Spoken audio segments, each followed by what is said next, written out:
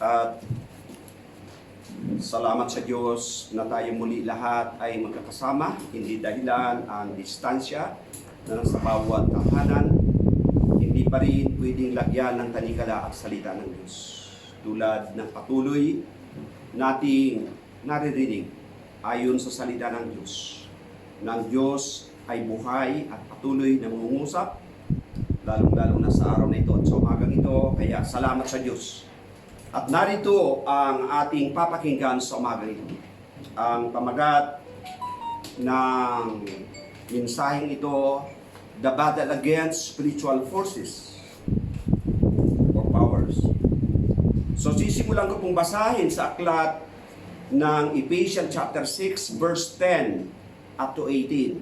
Ngunit bago ko basahin ito, hayaan muna natin na ating muli sariwain ang mga nagaganap sa ating kapaligiran. Ayon doon sa ating mga nababalitaan ng ang kaaway ay hindi nakikita. Ito'y isang uri ng virus na nasa kapaligiran.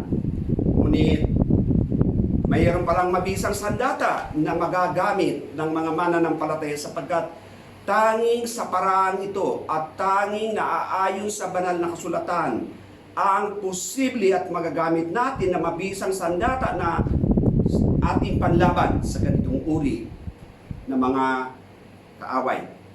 Iisa-isahin ko pong basahin.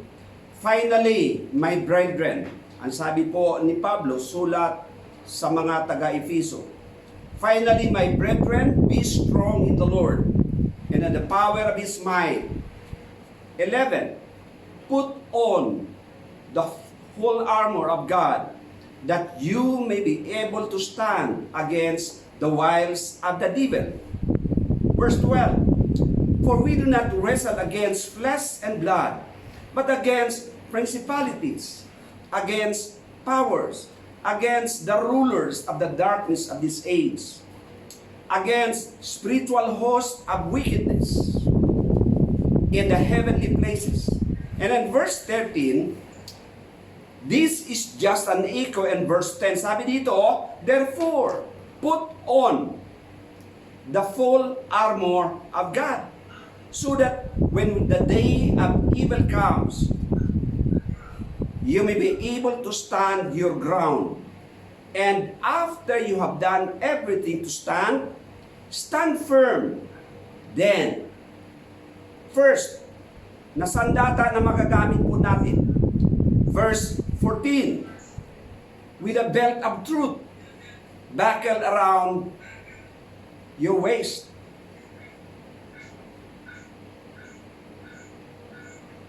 With a breastplate of righteousness in place. And verse 15, put on your shoes so that you are ready to spread the good news that gives peace. And at verse 16, in addition to all this, take up the shield of faith, with which you can extinguish all the flaming arrows of the evil one. 17. Narito po ang sabi sa verse 17, take the helmet of salvation. So ito yung sinabi sa verse 17, and pray in the Spirit on all occasion with all kinds of prayers and requests. With this in mind, be alert and always keep on praying for all the saints. So 3 times po na sinabi. If you ever remember, and some of us, we know already the rule of the repetition of word. Dito po may mapapansin tayo na 3 times it has been declared that we need to put on. These are 3 times cumulative declaration about this truth. At ito ay kailangan po nating unawain. Yung sinabi mismo ng salita ng Diyos na kailangan natin isuot. Never to put out, but we need to put on. Huwag nating huhubarin. Alin ito? Ito yung baluti na galing sa Diyos. baluti na ibinigay at ipinagkaloob ng Diyos sa lahat ng mananampalataya na humaharap sa ganitong laban. We are at war. Remember, my brothers and my sisters, kayo na mga nanudo sa sa inyong tahanan, sa aking mga mahal sa buhay, sa buong mundo, kayo lahat ng mga nakikinig sa umagang ito, tayo ay nasa aktong laban. We are at war. And our enemies are spiritual. May mga kapangyarihan ng ating kaaway. So we need to be prepared. We need to be alert, as Paul declares in the Word of God that we need to be alert. Stand firmly. Kailangan daw tayo na maging matatag na nakatayo. Hindi tayo dapat natitinag. Remember, the battle is already been won by Jesus Himself. After His resurrection, and after the crucifixion and the resurrection, that is the completely the victory that God has declared. And the battle is already been won. Tayo po, we are in the winning side. Tayo ay nasa kakampi ng mananagumpay. But the reminder is, until now, still effective, and we need to pay attention to this reminder. Ang sabi, kailangan nating isuot. Ang alin? Isuot natin ito sapagkat ang laban ay matindi ang labanan. Left and right, hindi lamang sa iisang lugar. Buong mundo ang laban. And we know, we understand this one. We can discern what is happening around us. The whole world, what is happening. And we need to stand firm. We need to put on the armor of God na freely given to us, to the believer. Only to the believer that God declares that we should put on this armor of God. Ngayon, hihimayin natin kung bakit kailangan natin ito na isuot at hindi natin ito dapat huhubarin. Iisa-isahin po natin. The first weapon that we need to put on, the belt of truth. This is the first element of the armor of God. Tinawag ng Panginoon ang ating kaaway ay mandaraya, magnanakaw. Ito ang sinabi ng Panginoon. Siya rin ay ama ng kasinungalingan. Ang ating kaaway. So we know him already. How he can deceive us. Kaya marapat lamang na matuto tayo na magbantay. Bantayan natin ang bawat nagaganap at nangyayari. So the belt of truth, ito po ay simbolo na kapag tayo nakasinturon, ito'y nagagamit sa mga panahon na kailangan natin ito. The truth, which is the truth? Ang ating Panginoon mismo ang nagsabi. Sinabi ng ating Panginoon, sabi niya, I am the way, the truth, and the life. No one can go to the Father except by me. If the coronavirus keep on distracting our mind, remember, kung anong sinabi ng ating Panginoon Diyos, I am the way. Siya ang paraan, siya ang daan. Na para saan? Para mapagtagumpayan natin itong spiritual battle na ito na ating kinakaharap sa ngayon. We need Him. And it is not against the flesh, but it is against spiritual battle. Kaya nga kailangan natin ito, tatandaan lang natin. Kaya nga natin ang unang-una na suot natin itong katotohanan. The belt of truth na si Kristo ay nasa sa atin. Nasa atin si Kristo. Siya, kapag tayo nakakaharap ng ganito, alalahanin natin na merong paraan at merong daan para tayo ay maging matagumpay at maging matatag sa lahat ng pagkakataon. Ang sabi niya, kung ikay nagugulumihanan, I am the answer of trouble in your life. Kung hindi mo na alam, you are doubting to yourself. Sabi ng ating Panginoon, meron siyang kaisipan na nagbibigay ng katotohanan. So it is too important, mahalaga sa bawat isa sa atin, na sa ating pagharap sa ganitong laban, tiyakin natin na meron tayong senturon ng katotohanan. Ito ang unang-una na sandata na ibinigay sa atin ng Diyos, kaya dapat lagi natin ito suot. At ang pangalawa, na ating sandata na libreng ipinagkaloob ng ating Panginoon, The breastplate of righteousness. What does it mean sa breastplate of righteousness? Tandaan po natin mabuti. Ang ating puso, okay, ito ang, kaya meron tayong tinatawag breastplate to guard our hearts. Para maprotektahan ang ating puso. Bakit? Ang sugat sa puso. Ang sugat sa puso, kapag nasugatan, okay, ay posible na ito ay matindi. Okay? Ngunit, meron sinabi, ang protection ng katwiran na mula sa ating Panginoong Jesucristo, ito ang magbibigay sa atin ng sapat na proteksyon. Ang katwiran ng ating Panginoon, we become right, not because of who we are, but the righteousness of Christ has been imputed to every one of us who believe in His name. That is why the righteousness of Christ, it is about Christ's righteousness. In this breastplate of righteousness is the second weapon that God has given us. So we need always to remember that it is the righteousness of God becomes our breastplate upang ating maalala at lagi po natin nakikilalanin na ang katwiran ng ating Panginoong Jesucristo ang ating katagumpayan. At ito rin ang pinakadahilan. Okay?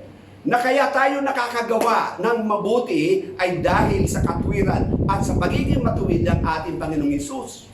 Sa ganang atin, wala po tayong kakayahan gumawa ng mabuti.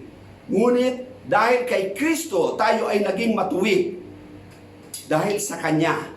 At ito ang pangalawa na sandata inibigay sa bawat mananampalataya na totoong sumusunod kay Kristo Hesus. Ito po ang katotohanan. Uulitin ko po, the battle is already been won by Jesus Himself. Kung ganon, in fact, sa totoo, hindi na natin kailangan. Bakit? Itapos na ang laban. The battle has already been finished. Ang paalala lang ng ating Panginoon, ang sikreto, kailangan nating suot-suot ito. Huwag nating huhubarin. Huwag nating tatanggalin. Una, ang ating sinturon, the belt of truth. We need to remember this one. Don't remove it. Sa halip, lagi nating suot ito. Pangatlo, ito pa ang sinabi ng ating Panginoon. In the book of Proverbs, ang sabi dito, chapter 4, verse 23, guard your heart above all else, for it determines the course of your life. Ang puso mo'y ingatan, mabuti at alagaan, pagkat iyan ang siyang bukal ng buhay mong tinataglay. So dapat palang protektahan. And only Christ Jesus can give us the protection, and it is the breastplate of righteousness of Christ. At iyon po ang pangalawa. Ang pangatlo, na napakarami sa atin, nakakaligtaan na natin, na meron palang pangatlo na ibinigay ang Diyos, kasama doon sa sandata na ibinigay ng ating Diyos. At ito yung sapatos. Sapatos ng pagiging handa, na tayo ay susunod sa Kanyang ipinag-uutos, ang Ibanghilyo ng kapayapaan. We need to be ready always, all the time, to speak the gospel of peace to all and to everyone, lalong-lalo na doon sa mga wala pang relasyon sa ating Panginoong Jesucristo. Sabi sa Ephesians chapter 6 verse 15, it talks about fitting our feet with the readiness that comes from the gospel of peace. The ground, ang sabi dito, ang kalsada, kaya kailangan natin ito, sapagkat sa mga sundalo, kapag walang sapatos na lumalakad sa kalsada na mapato, tiyak na masusugatan. Kaya we need the protection, and we need to put on our shoes para maprotektahan ang ating paa. Spiritually, we need to be ready from time to time to speak about the gospel of peace. Ayusin natin ang taong makasalanan, ilalapit sa Diyos na nagbibigay ng kapayapaan. At narito po ang karagdagan nito. Ang ating kaaway na si Satanas, marami siyang inilalagay na iba't ibang uri sa ating dinaranan. Ito'y merong pako, merong buti na ating maaapakan. Ito yung mga balakid sa ating pagsunod sa Diyos. Na kung hindi natin suot-suot yung sapatos, posible tayong matitisod. Mga balakid. Ano ba mga balakid? Yung mga ginagawa ng ating mga kaaway na posibleng sa ating paglakad bilang pagsunod sa Diyos. Kung hindi tayo nakahanda na maipahayag ang ibanghilyo ng kapayapaan, tiyak na tayo rin ay magiging katitisuran. Ito ang sinasabi ng banal na kasulatan. Ang ating kaaway, meron siyang inilalagay. Sa ating daranan, meron siyang inilalagay na posible nating katitisuran. Kaya maging handa tayo lagi. At tandaan po natin, ang ating Panginoon na nagbibigay sa atin ng lakas at kakayahan para ating mapagtagumpayan ang lahat ng ito. Lagi lang tayo na maging aware sa bawat sandali ng ating buhay. Lagi tayong nakatuon at nakaantabay, humihingi sa Kanya ng gabay araw-araw at bawat sandali ng ating pamumuhay. Mahalaga ito na ating gawin at mahalaga rin ito na patuloy nating gagampanan sapagkat dito nakasalalay ang ating lubusang katagumpayan. Tanda po natin, huwag nating aalisin at wag man lamang natin nakakaligtaan na maisuot itong mabisang sandata na nasa inyo, nasa akin, at nasa ating lahat. Ang pang-apat na sandata na ibinigay ng ating Panginoon, ito'y mahalaga. Bakit ito mahalaga? Sapagkat dito nakasalalay pa rin na sa bawat maririnig natin at bawat palaso ng kaaway, ito ang ginagamitan. Ito yung tinatawag, the shield of faith. Ano ba itong shield of faith? Sabi ng salita ng Diyos, this is a weapon of defensive weapon. Ito ang panangga, ang ating pananampalataya. If we ever remember, nung ang ating Panginoon ay tinutokso sa ilang, when the devil, Satan, speak, if you are the Son of God, make this stone into a bread. Nung makita ng Satanas ng ating Panginoon na nagugutom. But the Lord Himself, He used His shield of faith. Ang sabi niya, hindi nabubuhay. So look at the declaration of Jesus. Hindi nabubuhay ang tao sa tinapay lamang, kung hindi sa bawat salita. And that is, He stand to that faith. Matatag ang pananampalataya na nagmula sa ating Panginoon. Kaya ang ating panangga na sandata, mahalaga na meron tayo dito. Bakit? The shield of our faith guards against one of Satan deadliest weapon. Ano po ito? Doubt.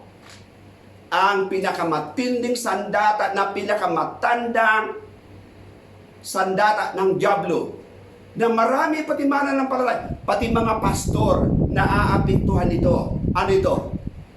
Doubt. Yung doubt, kapag itong pumasok sa isang tao, pag-alala o pag-aalinlangan, ito ay magiging hadlang sa tuloy-tuloy na paglago ng bawat mananampalataya.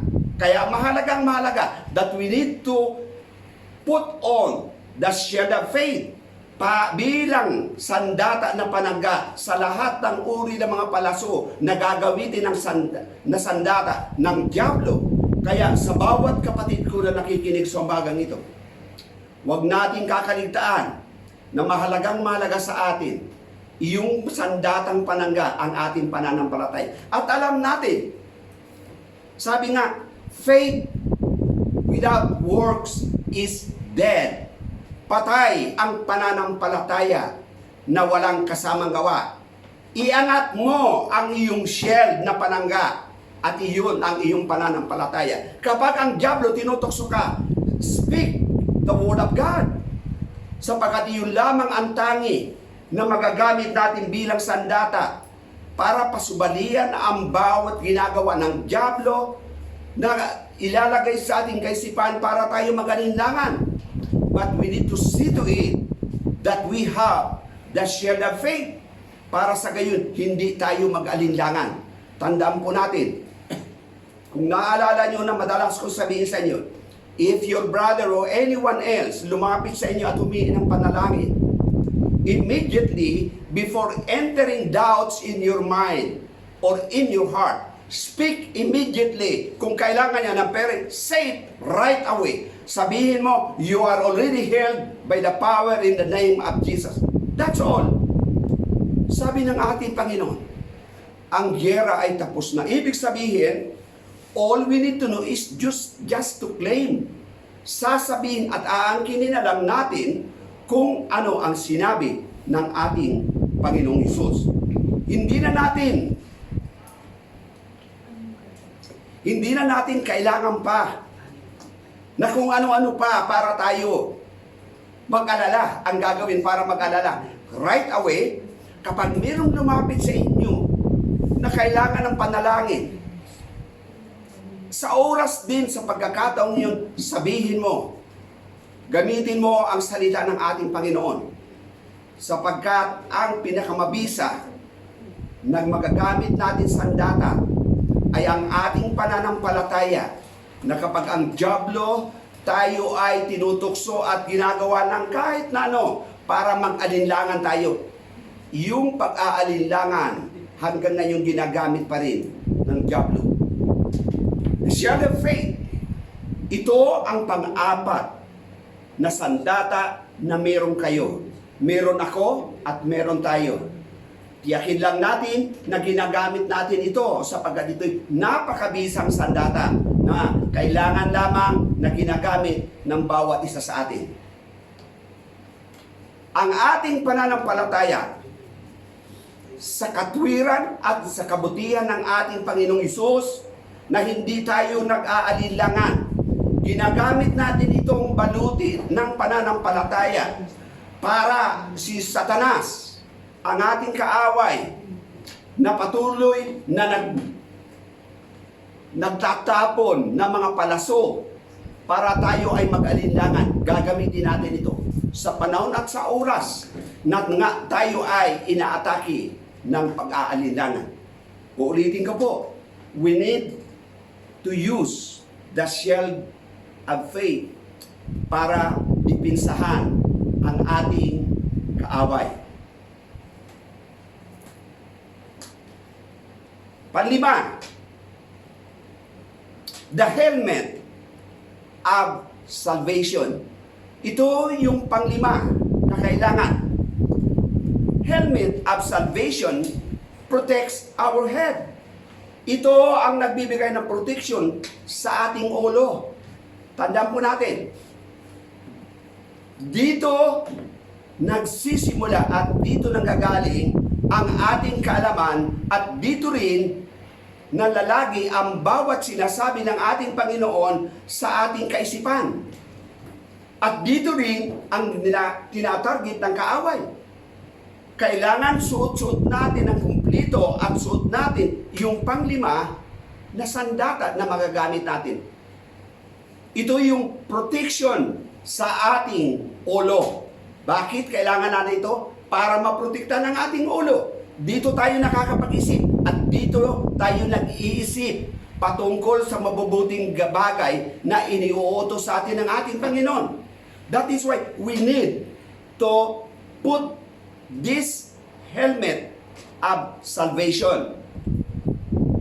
Kapag, sabi ng ating Panginoon, sa bawat mananampalataya, narito ang kanyang sinabi, if you hold on to my teaching, you are really my disciples. Then you will know the truth, and the truth shall set you free. So nakita natin, dito nakalagay yun. If we will always remember yung katotohanan ng salita at pangako ng ating Panginoon bilang kanyang mga alagad. Okay? Bilang kanyang mga alagad, kung tayo daw ay mananatili sa kanya at ang kanyang mga salita, tunay nga tayo kanyang mga alagad. So malalaman natin ang katotohanan at itong katotohanan ito ang siyang magpapalaya sa atin.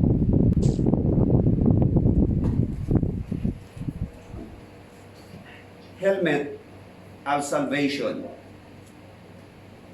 protects our head.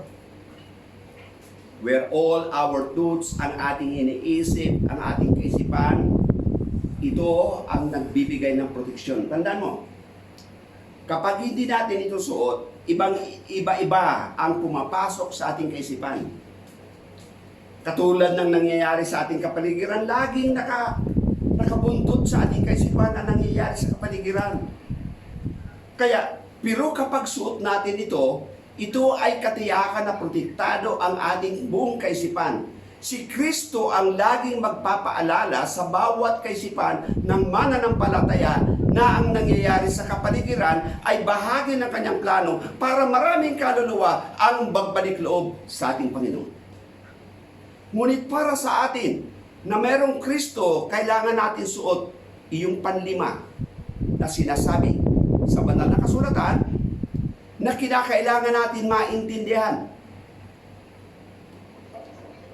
1, we are free from the condemnation of the devil. Hindi na tayo, malaya na tayo doon. Hindi na tayo pwedeng hatulan. Kaya nga, yung sinasabi ni Pablo doon sa aklat na Roma, sabi niya doon,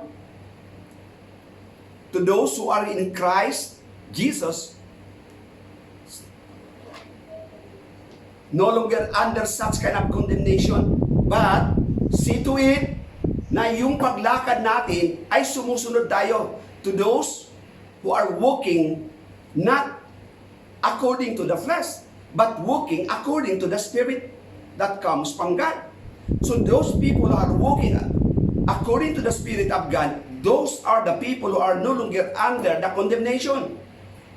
At ito ay nailagay natin sa ating kaisipan.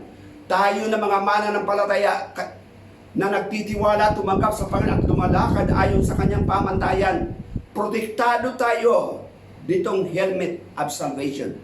We are indeed saved.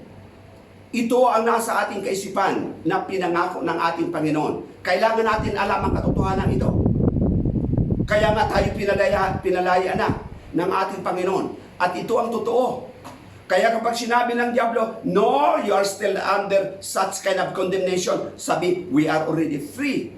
We are under such kind of protection because we have the helmet of salvation na galing sa ating Panginoon.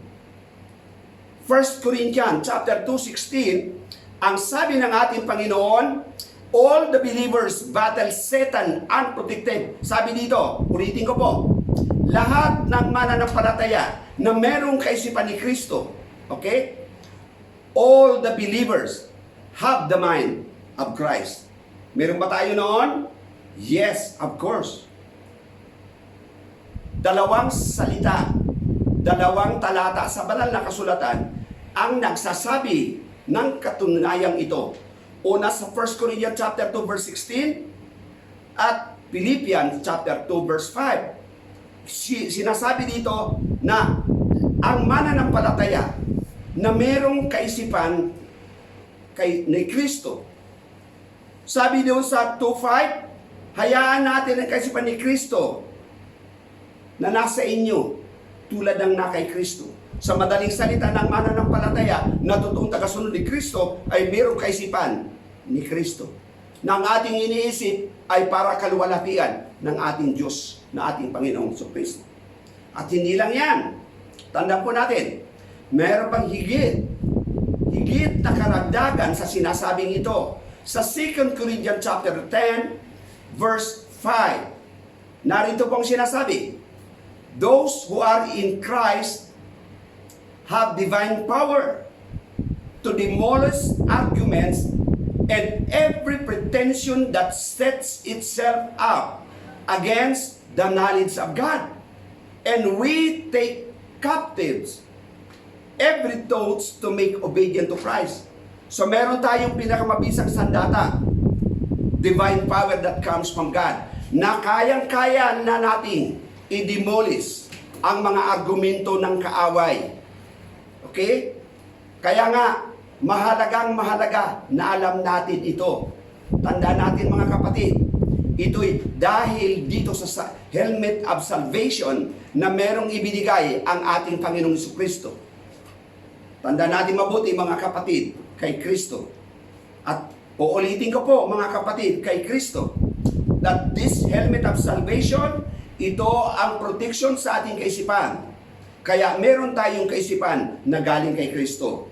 At ito ngayon ay mananatili sa ating kaisipan bilang tagasunod ng ating Panginoong Hesus. At ang panghuli, at ito ay sandata na pang-ofinsa. Yung 5 na nabanggit kanina, lahat yaon ay depensa. Ngunit yung pang-6, ito ang ating pang-ofinsa. Ang anong ibig sabihin? Ito ay mabisang ginagamit natin para ating labanan at ating sugurin at ating silang lapitan sa pamamagitan nito. Ito pong sinasabi. Ano ba ito? This is the sword of the Spirit, which is the Word of God. Dito nakasalalay ang kaligtasan ng buong sanlibutan at dito rin nakasalalay ang kapayapaan ng sanlibutan na napapaligiran at nababahala at nagugulumihanan dahil sa COVID-19. Kung meron at alam nila ito, kapag alam nila at meron sila nito, salita ng Diyos, ito ay sandata ng Espiritu na sandata na ang salita ng Diyos. Ito ay magagamit at mabisang sandata na magagamit ng bawat mananampalataya. Yung mga tao sa buong mundo, sila ay nagugulumihanan, sila ay nag-aalala dahil sa nangyayari sa kapaligiran. Sabi nga ng mga doktor, wala pang nakakatuklas ng gamot. Pero iisa lang ang gamot. Ang gamot ay ang ating Panginoong Jesucristo na nagbibigay sa Kanya. Itong sinasabi, the sword of the Spirit, which is the Word of God. The Word of God, mabisang sandata ng bawat mananampalataya. Ano bang meron dito? Ito po ang sinasabi sa aklat ng Hebrew 4:12. For the Word of God is living, or for the Word of God is alive and active, sharper than any two-edged sword. It penetrates even to the dividing soul and spirits, joints and marrow. It judges the attitudes of our hearts and our minds. So ang salita ng Diyos, ito nakakaalam. Kaya mabisang sandata na ginagamit natin na pang-ofinsa. Yung 5 na una nating narinig, pang-dipinsa. Yung pang-6, ito ang pang-upinsa. Salita ng Diyos. Ito'y mabisang mabisa sapagkat nagagamit ito sa lahat ng panahon. Hindi lamang sa oras na mayroong problema. Hindi lamang sa oras na kung tayo ay nahaharap na tumatanggap ng pagpapala. Bagkus lagi natin itong daladala. Tandaan natin, mabisang sandata na magkabila ay talim. Okay? Kayang-kaya nitong sumuot maging sa pinaghihiwalayan ng kasukasuan at sa pinakautak ng buto. Pinaghihiwalay ng espiritu at kaluluwa. Magagawa nitong malaman. At ito'y mabisa na sandata na ginagamit natin. Ibinigay ng Diyos sapagat ito lamang ang tanging sandata at natatanging sandata na ginagamit ng mananampalataya bilang pang-upinsa sa bawat ginagawa ng ating kaaway na ang diablo, spiritual na ating kaaway sa pangkasalukuyan. Habang tayo nabubuhay, mananatili na siya ang siyang ating nakakaaway at kaaway. At higit sa lahat, mga kapatid ko kay Kristo, narito pa ang sinasabi sa banal na sulatan. Nung ang ating Panginoon ay tinukso, ang kanyang pang-opinsa ay salita ng Diyos, salita na galing sa Diyos. Mabisang salita, which is the sword of the Spirit. This is our best defense and the best offense. Itong sandata na mabisa na ginagamit natin. Kaya huwag natin kakaligtaan. Kaya tama si Joshua, iyong kanyang tagubilin. Ang sabi niya, sabi ng salita ng ating Diyos, we need to read the Bible day and night, and we need to meditate everything that is written in it, for us to be able to know exactly what is it meaning to us. Ang sabi doon, prosperity depends to our understanding about this word. At ito po ay mabisa. Kaya sabi ni Joshua, huwag ninyong kaligtaan na basahin. So araw at gabi, hindi lamang tuwing Biyernes, kung hindi araw-araw. Mga kapatid ko kay Kristo, ang panghuli sa verse 18, panalangin, prayer. Sabi ni Pablo, at all times, pray. Pray in all circumstances, in all occasion, prayer and request, we need to lay down before the Lord. Hindi lamang para sa atin, kung hindi sa lahat ng mga banal. Pag sinabi mga banal, lahat ng mga tumanggap kay Kristo at may tamang relasyon kay Kristo, at isama na rin natin ang buong sangkatauhan para makapagbalik loob kay Kristo Jesus. At para sa pangkalahatan, yung wala, ito'y pinaintulutan ng Diyos na mangyari sa ngayon, na makaranas ang buong mundo nitong tinatawag na virus. But there is a very effective weapon ang bawat mananampalataya. Ano ito? Itong ibinigay sa atin. Uulitin ko, bilang panghuli at pangwakas na pananalita na galing kay Kristo. We need always to remember na meron na tayong banal na espiritu. We need to be alert about this one. Why? Sapagat dito, nakasalalay ang lubos na katagumpayan ng bawat mananampalataya. Tandaan po natin mabuti. So lagi tayong manalangin. Alam niyo ba kung ano ang labis na kinasusuklaman ng dyablo? Mga kapatid, ang ating panalangin. Kapag tayo nanalangin, tumatakbo na ang kaaway. Takbo na siya. Lalo na pag sinabihan mo, lumayas ka sa pagtitipon ng mga mananampalataya. Lumayas ka at ang dyablo. Kaya ito ang binabantayan ng dyablo.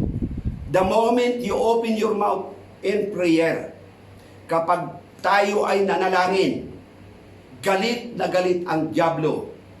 Lalong-lalo na kapag alam natin na meron tayong tamang relasyon kay Kristo at nanalangin tayo, galit ang dyablo. Sapagkat ito ang mabisang sandata. Yung salita, at kapag tayo nanalangin, naintindihan natin ang sinasabi ni Kristo, naintindihan natin ang kalinawan ng salita ng Diyos, at ito'y ginamit natin sa pamamagitan ng panalangin, at inutusan natin ang dyablo na alisin na itong COVID-19, gagawin ng Diyos, at tatakbo ang dyablo. Wala siyang magagawa para kanyang sanggalin, kahit sa halip, pagkakawalan niya at ibibigay sa atin ang lubusan na katagumpayan na kanyang ipinangako sa lahat ng mananampalataya na totoo at lubos na nagtitiwala kay Kristo Jesus na walang iba kung hindi ang ating Panginoon na nasa puso ng lahat ng tumanggap sa Kanya. Kaya sa umagang ito, mga kapatid, kay Kristo, isuot natin lagi itong kumplito na sandata. Tanda natin, yung salita pang-ofensa, yung panalangin, ito ay ginagamit natin para pangkabuuan covering, protection ng kabuuan ang ating panalangin. Kaya kapag nanalangin, wala nang magawang dyablo, tatakbo na siya. So listen, my brother, put all this full armor of God para tayo ay makatayo na may matatag at mapagtagumpayan natin ang lahat ng ginagawa ng dyablo sa kasalanan. kasalukuyan. Tandaan natin mabuti. The battle is already been won. And we are all in the winning side. All we need to do is to stand firmly. Huwag tayong panghinaan. Believe what is said. At makikita nyo na totoo na tayo ay may katagumpayan. Tayo ay mananagumpay. We are in the winning side. Sapagkat si Kristo mismo ang unang nakadanas ng katagumpayan sa krus ng Kalbaryo. At ang kanyang pagkabuhay bilang katunayan at katibayan na tayo rin naman ay tinitiyak ng katagumpayan sa ating pakikisa kay Kristo Jesus. Amen. So ako po ay mananalangin bilang pagtatapos sa umagang ito. Father God, we just heard loud and clear what you have said in the Word. And I believe na bawat kapatid ko sa pananampalataya na nakikinig sa iba't ibang dako ng buong mundo, Panginoon, panatilihin yung Ama, nasuot namin itong sandatang ibinigay niyo, Panginoon, sa amin. Kumplito, the full armor that comes from you, Lord. Hayaan niyo na bawat isa sa amin, suot namin ito. Hindi namin huhubarin. Higit sa lahat, Orius, ang pinakamabisang sandata ng inyong mga salita, gagamitin namin na mas maraming kaluluwa ang aming madadala sa inyo, Orius. Ito'y gagamitin namin bilang pang-opin sa Orius, bilang pagsunod sa inyong sinasabi. Kami ay nananangan sapagkat ang iyong salita ay totoong buhay at mabisa. Mabisa na magagawa nito ugad na pagyuhin ugad ang kaisipan ng tao. Higit sa lahat, O Diyos, patuloy niyong turuan kami na manalangin, O Diyos. Ang panalangin na niyong itinuro sa amin, ito ay batayan na kami nga, O Diyos, ay nakatayo at patuloy na sumusunod sa inyo. Kaya salamat, Ama, sa umagang ito, sa bawat nakikinig sa buong mundo, O Diyos, para sa kaluwalhatian ninyo, para sa inyong kapurihan, O Diyos. Ako ay nagpapasalamat. Ako'y nagpapahayag ng katagumpayan ng bawat kapatid kay Kristo na nakikinig sa umagang ito. Tanggapin ninyo lahat ang katagumpayan na galing kay Kristo Jesus. Kayo na mga tagapakinig at tagapagsagawa ng salita ng Diyos. 6 na tagubili ng ating Panginoong Hesus. Sapatos ng katotohanan.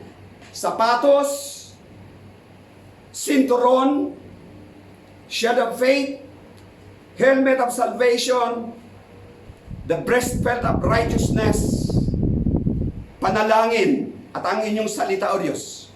Lagay niyo, paalala niyo sa bawat kapatid ko sa pananampalataya na manatili ang mga salitang ito bilang aming baloti na inyong pinagkaloob. Suot po namin lagi ang tagumpay ay tiyak naming makakamtan. Sa pangalan niyo, Panginoong Hesus, at sa kapangyarihan at patnubay ng Espiritu Santo, amin na pong inangkin ang kabuang katagumpayan. In Jesus' powerful name, Amen and Amen. God bless sa inyo lahat.